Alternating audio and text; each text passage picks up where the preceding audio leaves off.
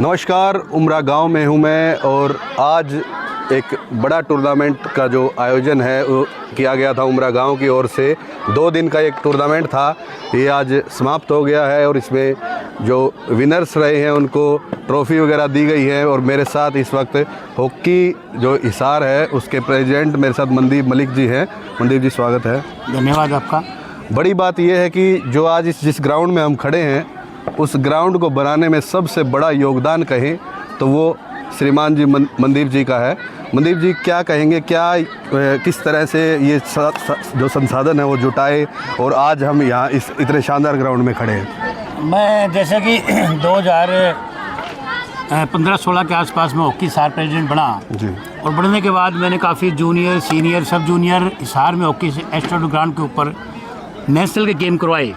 उससे ये बड़ा उपलब्धि हमें मिली कि हमारी 2-3 बेटियां, उदिता हो, दीपिका हो, जो आज वर्ल्ड में 5 खिलाड़ियों में से दीपिका नाम आता है, वो हमारी उससे ग्राउंड की छोटी सी बच्ची खेलती थी जी।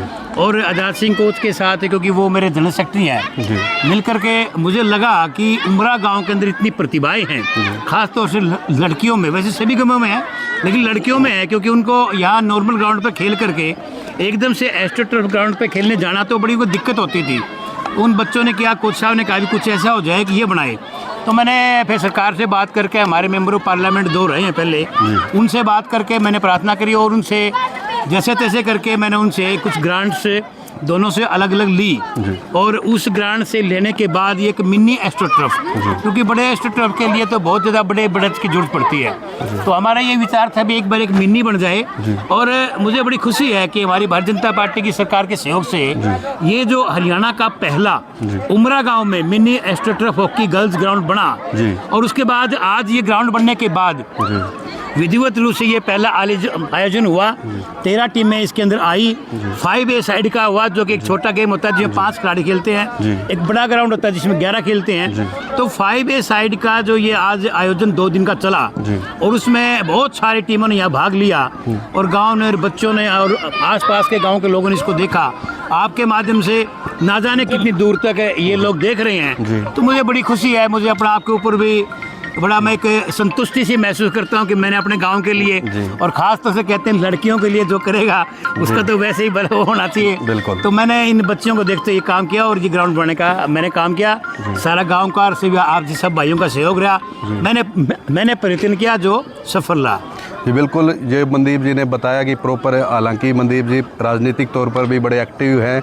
इन्होंने गांव को काफ़ी चीज़ें दी है। गांव इनको जल योद्धा के नाम से भी जानता है। थोड़ा उस जो जल जो आप गांव में लेके आए, थोड़ा उसकी और जिक्र करो।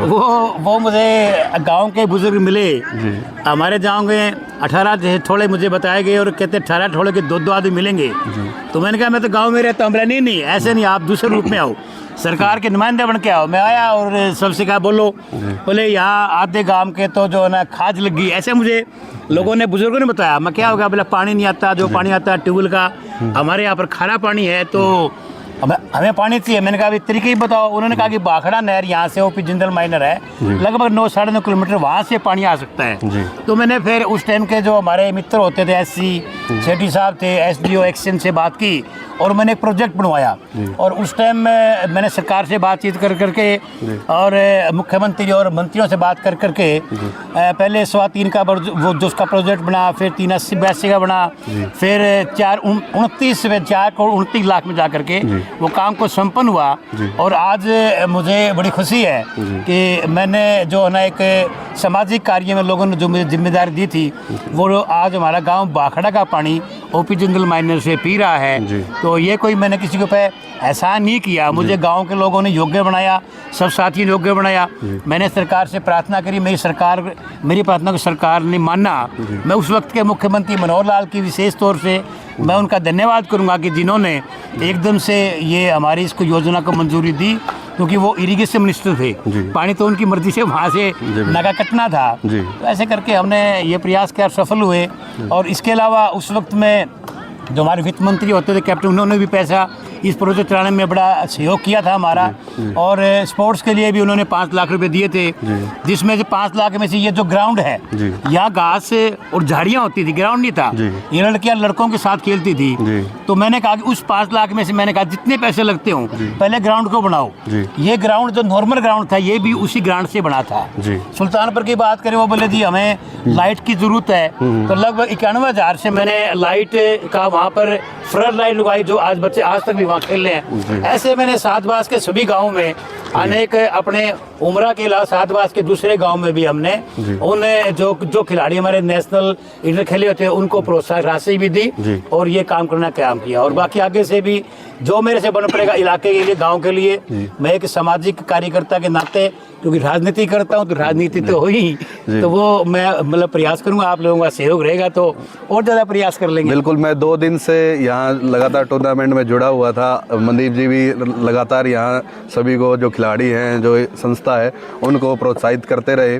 मनदीप जी, 2 दिन में मैंने ये भी सुना, जो यहाँ लोग थे, कि अब ये तो बन गया, अब एक बड़ा ग्राउंड और कैसे भी बनवाओ, तो उसके लिए क्या प्लान है? स्पोर्ट्स मिनिस्टर है, वो बाई चांस कल आने थे आपके सहयोग से, लेकिन वो क्योंकि उनका दिल्ली में हमारा चुनाव चला हुआ है, सभी हमारे एमएलए मिनिस्टर वहाँ बिजी हैं, उसके वजह से वो लेट नाइट हिसार पहुँचे।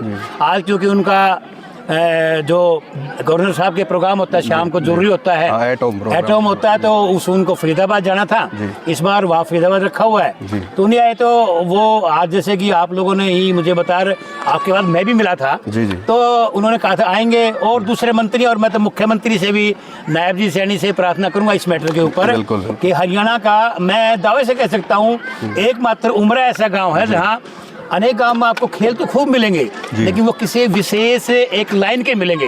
हमारे गांव के अंदर सभी खेल हैं। आप कबड्डी की बात करो, आप हैंडबॉल की बात करो, आप हॉकी बॉयज गर्ल्स की बात करो, आप फुटबॉल की बात करो, आप रेसलिंग की बात करो, आप कबड्डी की बात करो, और तीर अंदाजे की बात करो। इतने गेम किसी गांव में कम से कम 1000 बच्चे और बच्चियां शाम को जो ग्राउंड पे होते हैं, एक बहुत बड़ी बात है, वो नशे से दूर होते हैं। एक बड़ा एक मतलब वातावरण बनता है। अभी डीएसपी साहब आ रहे थे, बातचीत हो रही थी कि ये कितना अच्छा बात है, अगर ये बच्चे शाम को नहीं खेलते, ग्राउंड नहीं होते, यहाँ पर ये गेम नहीं होते, तो शायद इनमें से 100-200 बच्चे नशे की तरफ हो सकते थे। मे भी ऐसी समान होती हैं, लेकिन मेरे गांव के अंदर ये बड़ा अच्छा है कि खेलों में रुझान है, और खेल गांव, इसलिए गांव के लोगों ने इसका नाम खेल गांव उमरा रख दिया है। हम विधिवत रूप से सरकार से प्रार्थना करेंगे कि वास्तव में इसका रिकॉर्ड में भी खेल गांव उमरा नाम हो जाए, और यहाँ पर एक बड़ा एस्ट्रोटर्फ ग्राउंड और स्पोर्ट्स के लिए सुविधाएं मिलें।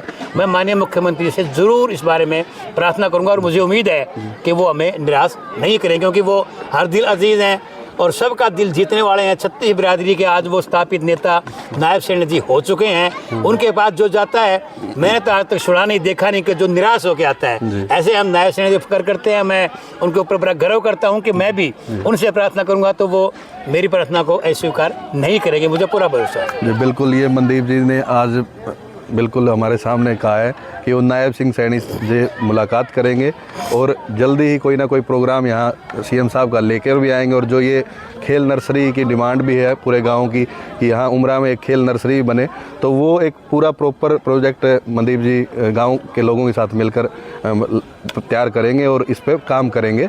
तो आज के लिए मेरे साथ इतना ही। नमस्कार। नमस्कार, जय हिंद।